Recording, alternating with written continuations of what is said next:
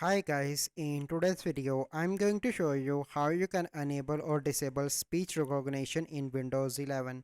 So the first step you need to do is to search for the settings, open settings. Once you open settings, you simply need to click on accessibility, and here you can see different options. In interaction, click on speech, and here you can see Windows speech recognition. You simply need to turn that feature on from here.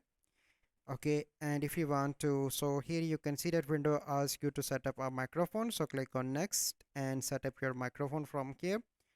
Okay, and if you want to turn off, you simply need to click here to turn that feature off. So this is a process that you need to follow to enable or disable speech recognition in Windows 11. So I hope you find this video helpful. If you find this video helpful, must like this video, subscribe to our YouTube channel for future videos. We'll see you in the next video. Thank you, have a good day.